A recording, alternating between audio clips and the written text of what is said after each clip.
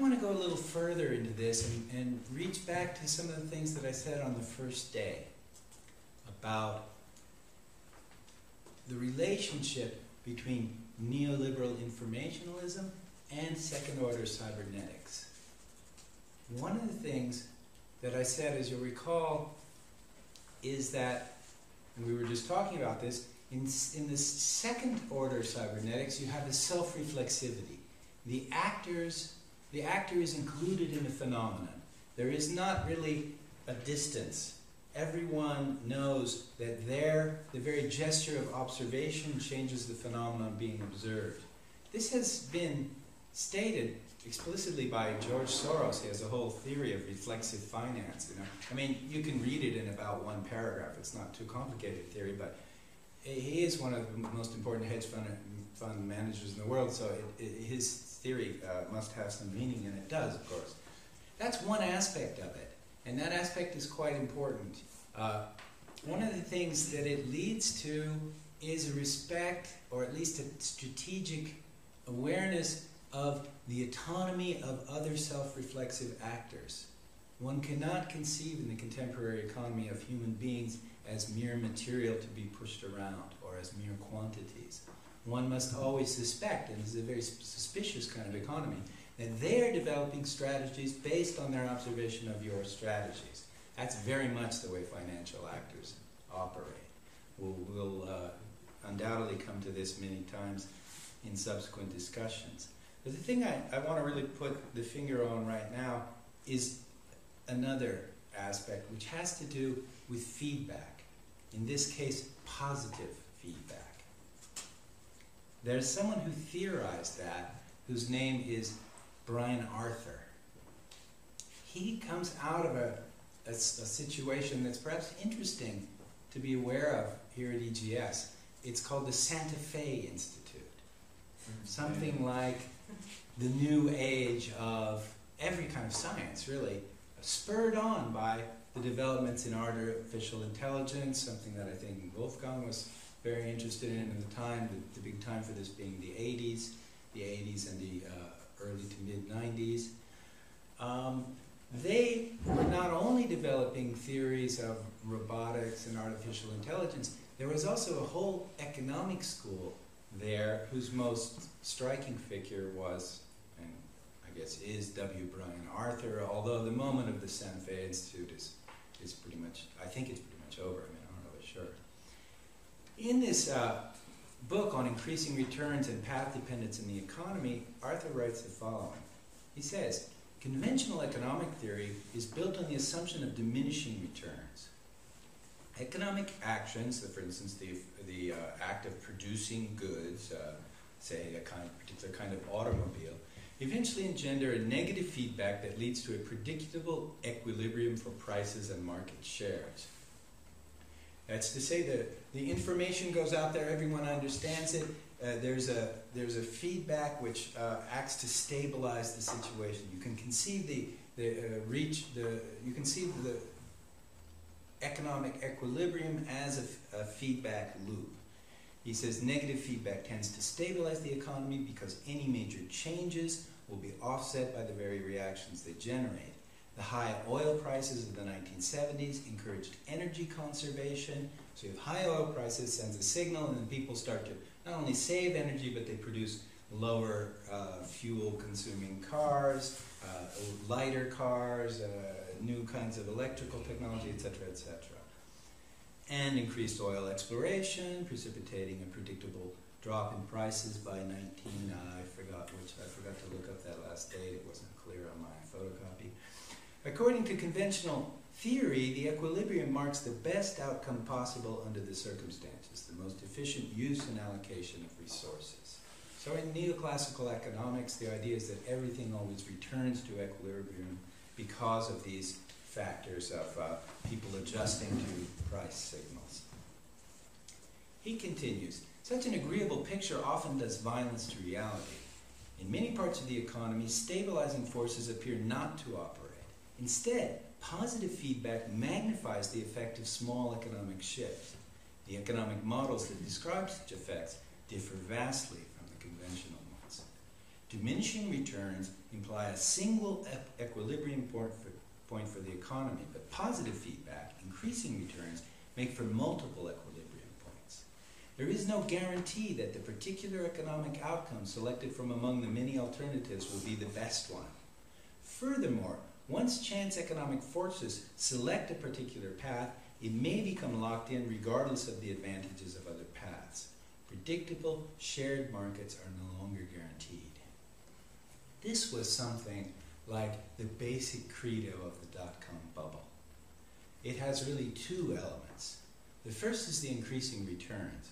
The idea, and he says that specifically in markets for what we might call immaterial goods, where there is no necessary saturation. I mean, in a way, you can't have too many computer programs. There can always be a new one. There can always be a better one. You can have too many computers, but you can't have too many programs. You can't have too much information. He says that in those markets, which of course were the ones that the NASDAQ is founded on, that the dot-com bubble is founded upon, there can be growth practically to infinity. This is why they said this is a new economy. It's different this time. The second one is the notion of path dependency. Now this is a funny thing. This says that, and it's based on some analyses. The most famous one has to do with the development of the VCR. Because for the video recorder, there were at least two technologies possible. There may have been three, I forget. But there was this Sony Betamax thing, okay? Great quality. Video artists love this. It really works. I mean, you actually get semi-stable colors out of it and much richer, much more definition out of this this machine. It costs more. It's a better machine. It's better made and so on. Then you have the VCR that we use. VCR that we use looked like it was going to lose the race because of its markedly inferior quality. However, a new market appeared, which turned out to be the market for pornography. The market for pornography appeared apparently first on a large scale in the United States, where the lower quality VCRs were being manufactured. It resulted in a huge demand for these VCRs, and that huge demand leads to things which are the fundaments of this notion of path dependency.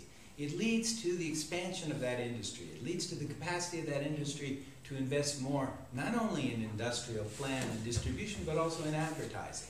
It leads to the capacity of that industry to secure agreements with producers of all kinds of materials to use their format, and so on and so on and so on. So you have a situation where so much gets invested in the VCR that we now have, and so many people own it, and so many people are producing films for it, that there's no longer any chance to go to another VCR. And in fact, what happens is that the Sony product becomes a specialist niche, and the other range of products just proliferates and has become the standard. And what did this mean?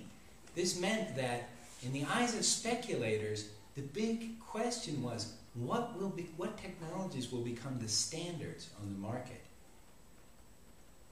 People could convince themselves that the bet that I make as a speculator is valid because, and the people are telling you to say this, you know, the analysts and so on, because this will be we can show you that this will be the standard for the market. And that fueled tremendous speculation also, because it gave people a reason to think that there will be markets which will expand almost infinitely, and you can pick at an early stage a type of product or technology which will deliver returns that are almost unbelievable. Okay, so these two things went together to set a kind of theoretical mood of great confidence, and I think it's very interesting that part of the foundation of that theoretical, sort of that very confident theoretical outlook was the notion of positive feedback. So I think it's part of the elements that configure the time out of which neoliberal informationalism really came to fruition. Now I want to say a few things about neoliberalism itself. In a way, neoliberalism really begins with the moment when Reagan and Thatcher come to power and embrace the ideas of this man, Friedrich von Hayek. So some people are shaking their heads. Yes, it was a sad moment. Friedrich von Hayek had been there forever.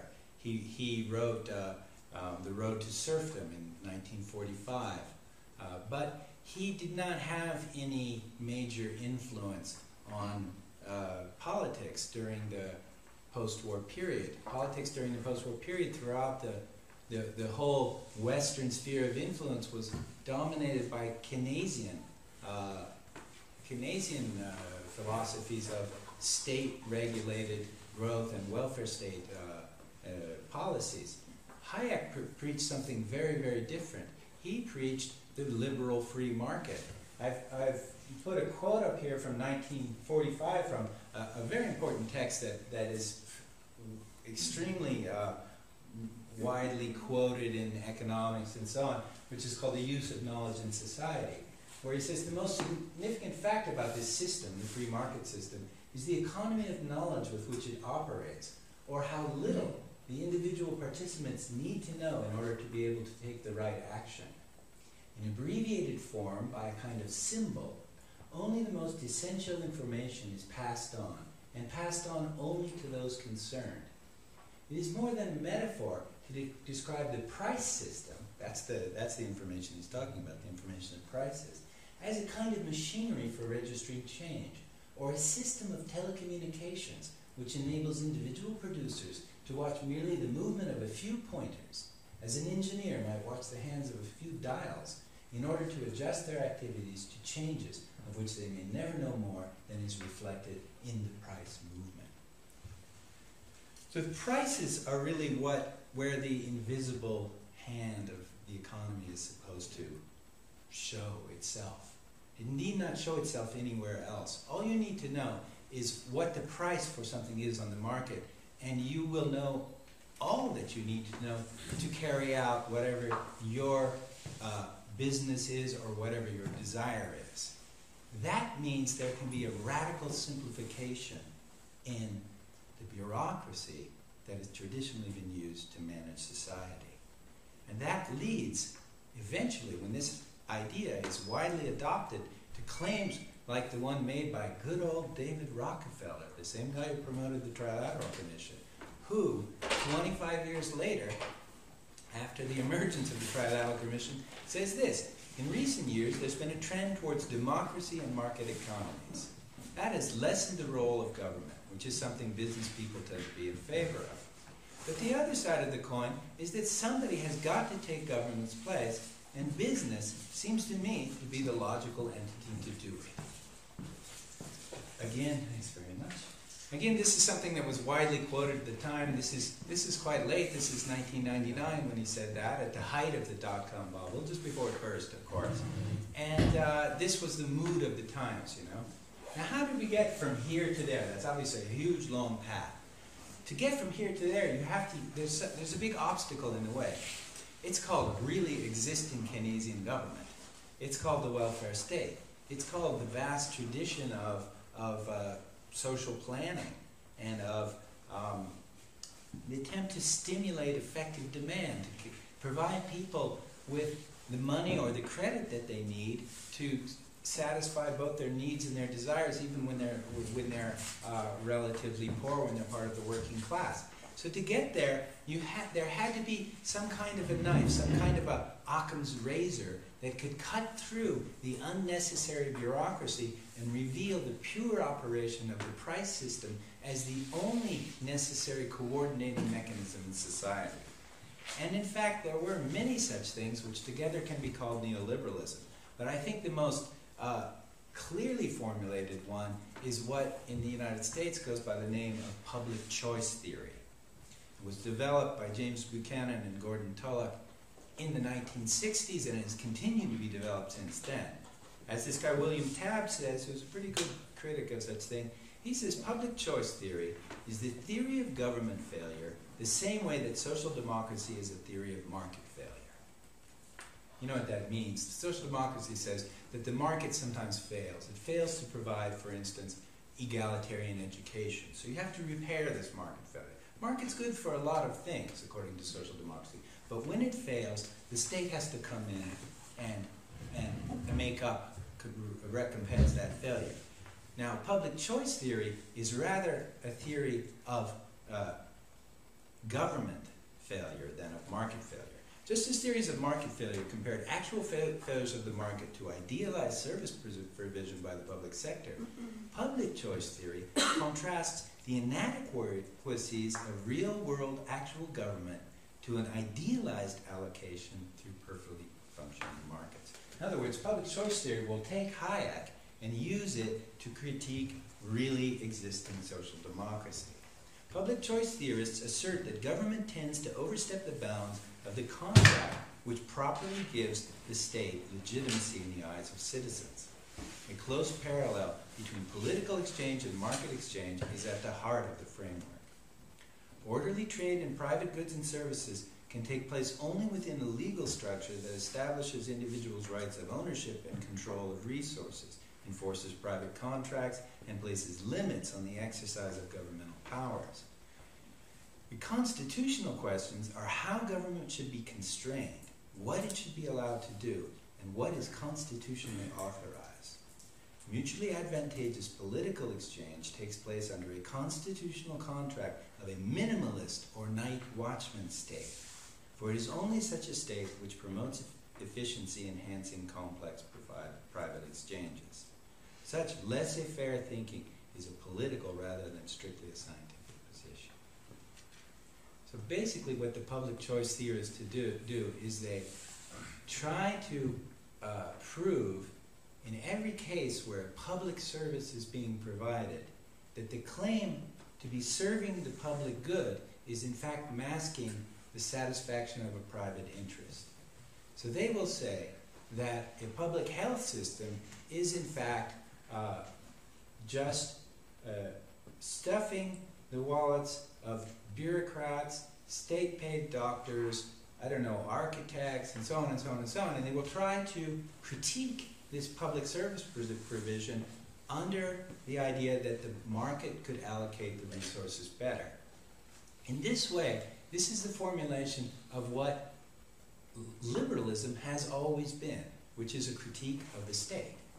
Liberalism emerged in the 18th century as a critique of the absolutist state, with similar ideas. And Foucault is very right in his books on neoliberalism, particularly in The Birth of Biopower, when he makes this observation about liberalism, that its whole logic is it's not a logic of government, it's rather a critique of government.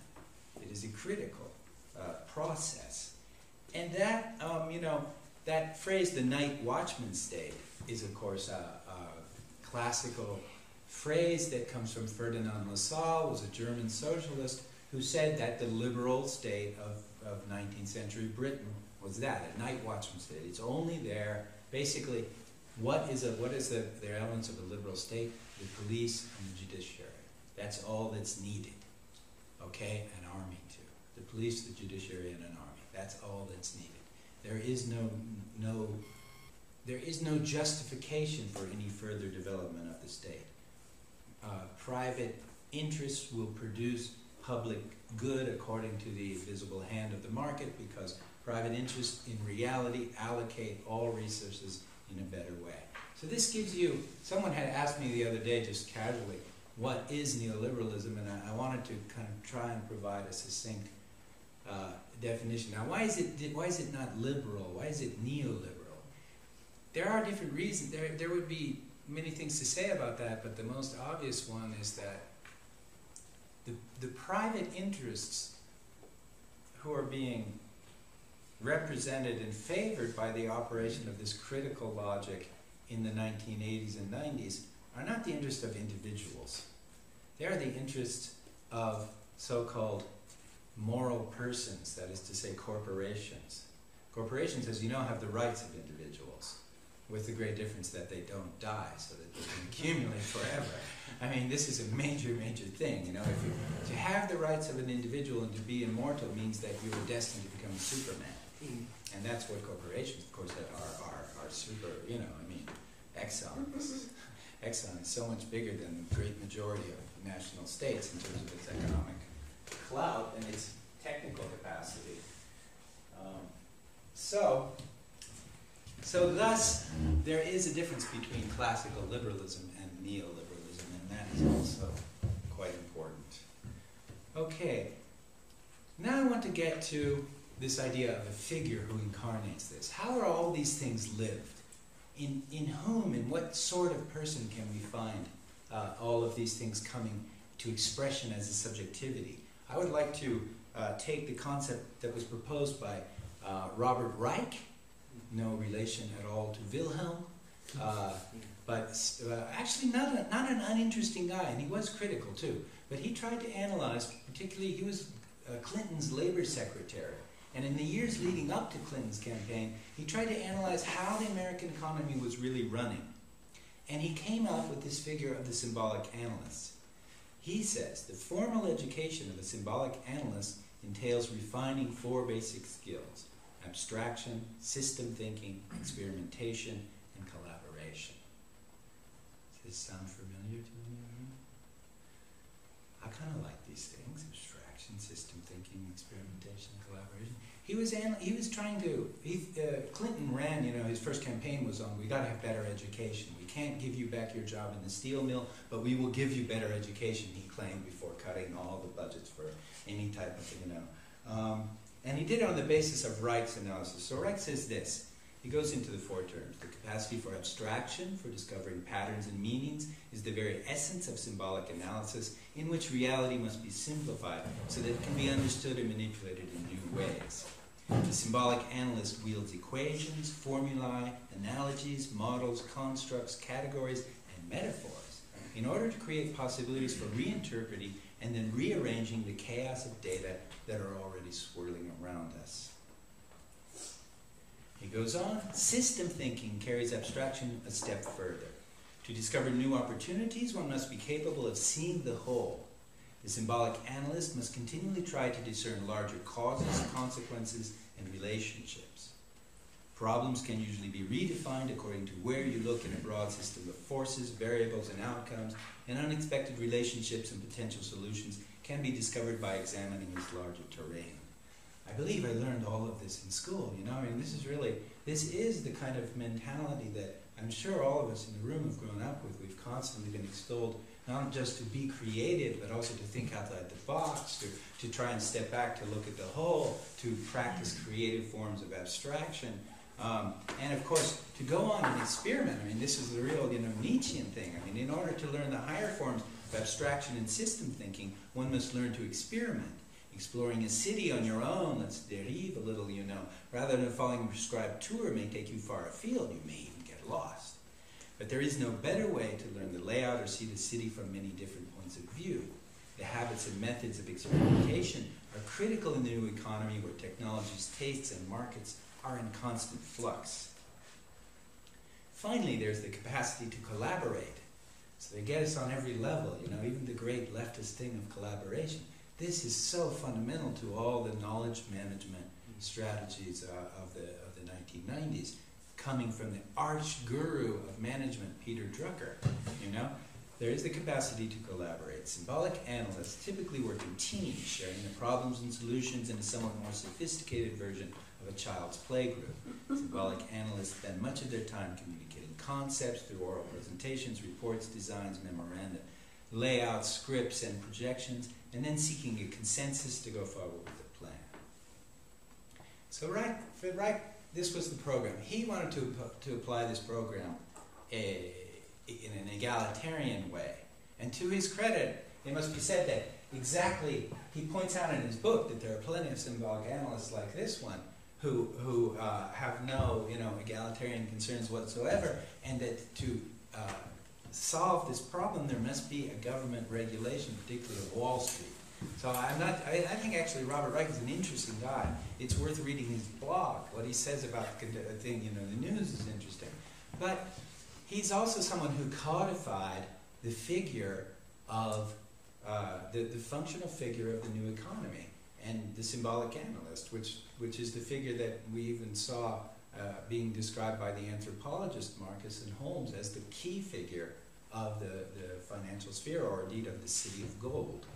So, looking around for this, you know, having, I sort of had the great idea with McNamara, and then I thought, who the hell could represent the symbolic analyst? And then I remembered a very good film which I saw, which is really the tale of 4 or 5 people who are at the top of a company, an energy company called Enron. Enron was one of the myths and tragedies and laughingstocks and great criminals of the new economy. Enron proposed that the best way to supply energy was to turn off the lights in California. Turn off the lights in California, which they did by financializing the energy market and convincing people that for their energy needs they should not only buy futures and so on, but they should engage in vast financial operations, and that they working in partnership with eventually with George Bush himself, they managed to really open up, deregulate the energy markets across the United States, and this opened up the field for gigantic corruption. So the film by Alex Gibney called Enron, the Smartest Guys in the Room, and you've seen that, focuses, it's a great film, I'll put it in the box as well, it's worth seeing. I think it's really a good film. Focuses on Kenneth Lay, of course, who was the CEO, and then I guess the vice president or president, whatever, the second in command, Jeff Skilling, and then also a few accountants and so on. This bit focuses on Jeff Skilling, if indeed this is... He really believed that the idea was everything, and that when you came up with an idea, you should be able to book the profits from that idea right away. Because otherwise, some lesser man was taking the profits from the idea that some greater man had come up with in the past. When Jeff Skilling applied to Harvard Business School, the professor asked him if he was smart. He replied, "I'm fucking smart." One of his favorite books was The Selfish Gene, about the ways human nature is steered by greed and competition in the service of passing on our genes. At Enron, Skilling wanted to set free the basic instincts of survival of the fittest. Jeff had a very Darwinian view of how the world worked. He was famous for saying once in Enron's early years that money was the only thing that motivated people.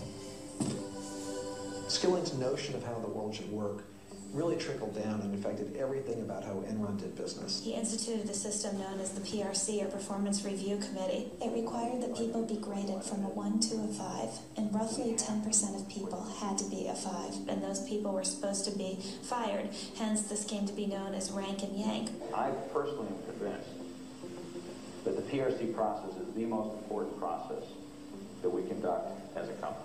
I've never heard of a company yet that would be successful terminating 15% of their people every year just to satisfy the fact that the other employees had to vote on.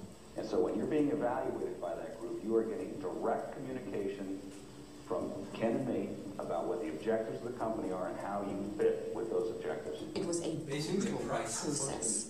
The ability for a 25-year-old to go in and to be reviewed and to be superior, and as a consequence, get a $5 million bonus. I don't think that's repeated in many places in corporate America. Our culture is a tough culture. It is a very aggressive culture. At Enron, no one was more aggressive than the traders. If I'm on the way to my boss's office to argue about my compensation, and if I step on somebody's throat on the way, that doubles it, well, I'll stomp on the guy's throat. You know, that's how people work. On the trading side, we got to be the biggest, baddest house in town. And by necessity, if you wanted to be in the market, you had to deal with Enron. Trying to reconcile your big numbers here. Enron's traders were like the super powerful high school clique that even the principal doesn't dare to rein in. They had become the major engine of at least reported profits at the company. They took Jeff Skilling and Ken Lay's belief in free markets and turned it into an ideology. But they pitch it almost as a new economic religion. Enron Online will change the markets for many, many commodities. It is creating an open, transparent marketplace that replaces the dark, blind system that existed. It is real simple. You turn on your computer, and it's right there. But that's That's our vision. We're trying to change the world.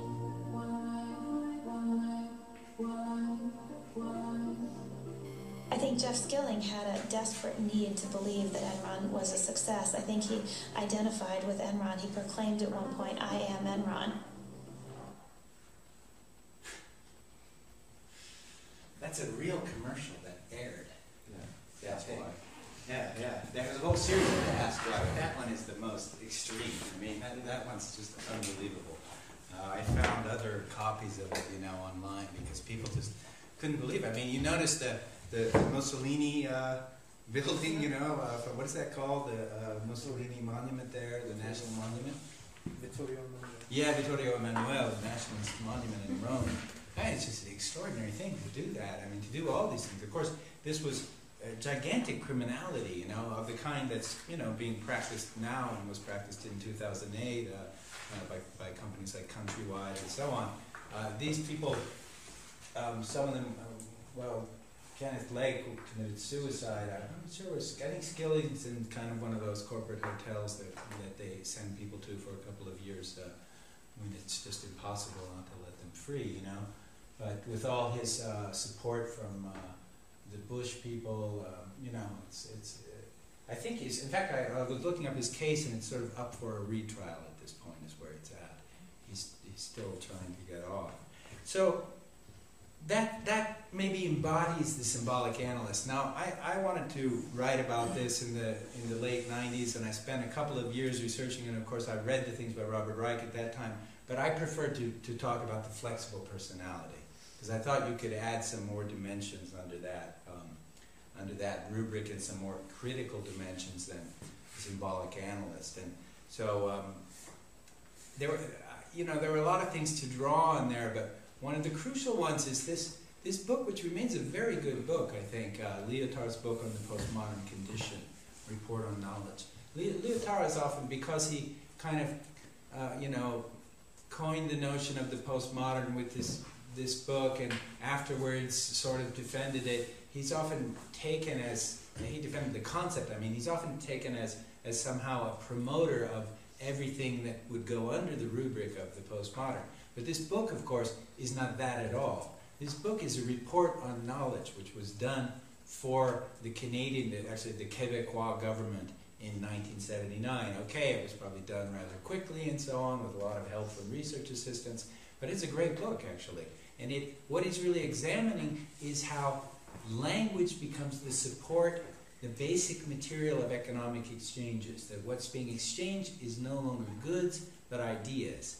So he uses the Wittgensteinian idea of language games and identifies language games as an emerging arena of value production in capitalist societies offering computerized access to knowledge, where what mattered for Lyotard was not primary research but transformative moves within an arbitrary semantic field.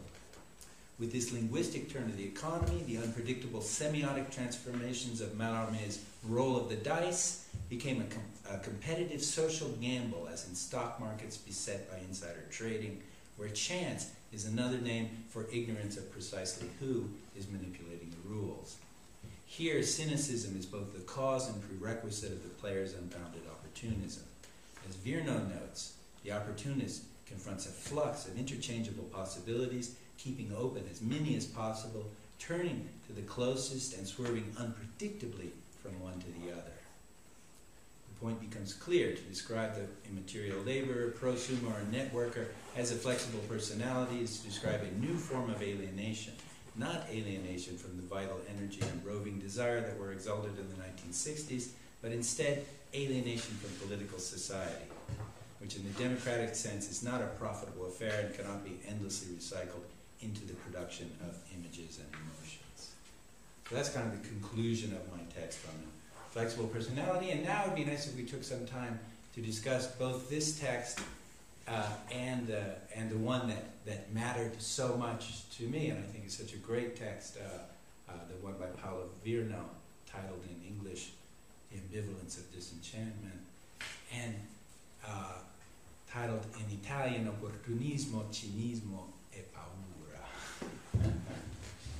Can I ask you a really brief question? Yeah, sure. This is the discussion part now, so you can just question, talk, proclaim, complain, whatever you have a quick question and an actual question. The writing over here, is this yours? Is this your own? That's from the text of Flexible Personality. Oh yeah, okay, because that's a great line. That chance is another name for ignorance of precisely. That's terrific. Well, it's everything. Enron. I mean, That's true. you know. The other question I had was quite a few slides back. We were going over yesterday. I was just curious. We talked about the three pillars of capital with Western Europe, North America, and Japan. I was just curious to find out a little bit more about Nixon's visit to China, the economy in China, how it functioned, just to sort of understand changes that you're explaining. Yeah, that's a very good question. This came up because we were discussing the emergence, right in the thick of the crisis of the late 60s and early 70s, the emergence of the Trilateral Commission. Why did people involved with the governing section of the business elite of the United States, namely the Council on Foreign Relations, why did they find it necessary to expand their organization to 3 continents? And the answer I proposed was, and the very answer that they proposed was that the economic exchanges had become too complex. America could no longer claim to, or effectively in any way, manage the world economic system as it had been able to do in the post-war years, and it was necessary to integrate other elites in other countries, the ones which had the most advanced economies. So at the time, that was clearly Western Europe and Japan. Now, both of those areas had been rebuilt by the United States during the Second World War, after the Second World War, with American capital. In Western Europe, that capital was initially supplied by the Marshall Plan, but afterwards, it was supplied by all the military expenditures attendant on the creation of NATO, and also by various Cold War military expenditures. That part they don't say in most history books. It's important to know that. Japan, there was no Marshall Plan at all, and it wasn't really, the reconstruction of Germany and all that was always on the American plan books. Japan, nobody really had plans. Then came the Korean War.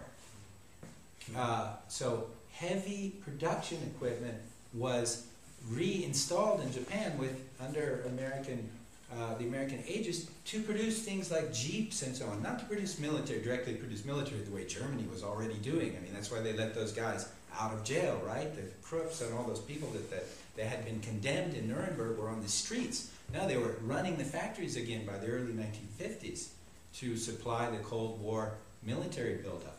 In Japan, it's a similar thing, and so Japan was re-industrialized in the context of the Korean War and the subsequent mega militarization of the Pacific Theater, which goes on to this day. It's a place where the Cold War is still alive.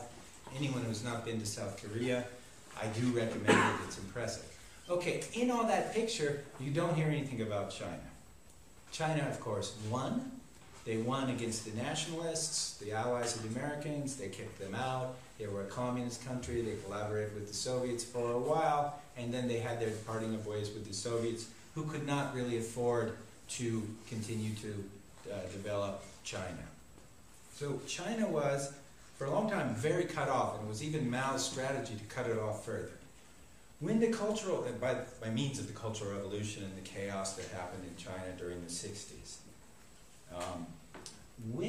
now that can only be done for so long, you see. You can only isolate a country for so long, especially a country as big as China, where so many people run the risk of starving if economic exchanges cannot happen. So Nixon, the great, who was kind of maybe the first, such an opportunist that it's hard to believe, Nixon's suffering in every way in domestic politics, saw his chance for a coup in foreign policy, and of course with his brilliant advisor Kissinger behind him, and made these historic negotiations which laid the groundwork for what would become much later on the liberalization of China.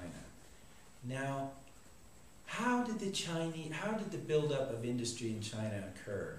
It occurred in the context of an emerging continental bloc that dare not say its name. This could have been the Japanese sphere of influence, but Japan had already had a sphere of influence. It was called the East Asian co-prosperity sphere in the 1930s. And it was one of the most vicious imperialisms in modern history. No nation in East Asia to this day will accept any Japanese interference in the government of its citizens. Therefore, Japan, the economic colossus of Japan, had to expand by creating a network of cooperation. And it expanded by creating what some analysts call an East Asian network. Japan is an island. All its industry is located on the coast. In the interior, they grow rice and they have beautiful temples. They don't need to build roads because they have shit. They can deliver directly to the dock, you know. I mean, and of course, they have almost no raw materials. So they set up vast networks, not only to get raw materials from initially Australia and Indonesia, but increasingly to outsource their production to the rising tigers of Asia, and even for simple things to places like Thailand and so on. So there's a whole network, including, of course, Hong Kong is a very important node, and it's through Hong Kong that Japanese, US, and Western capital gradually flows in, first through Shenzhen, and then when China's opened up in 1992 as a way to kind of relieve the pressures, social pressures of the Tiananmen, revolution or insurrection, if you will. Then this capitalization of China is then accelerated and completed at dizzying speed on the basis of the infrastructure laid by Mao.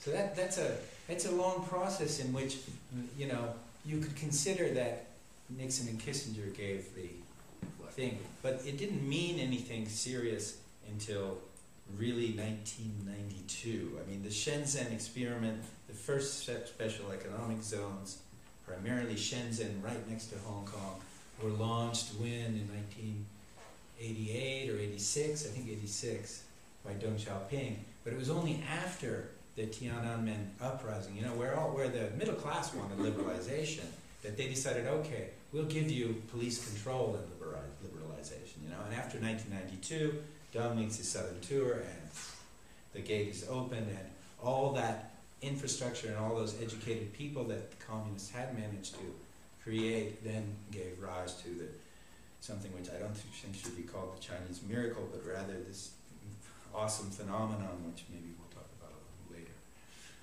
Sorry for such a long answer. No, it's terrific.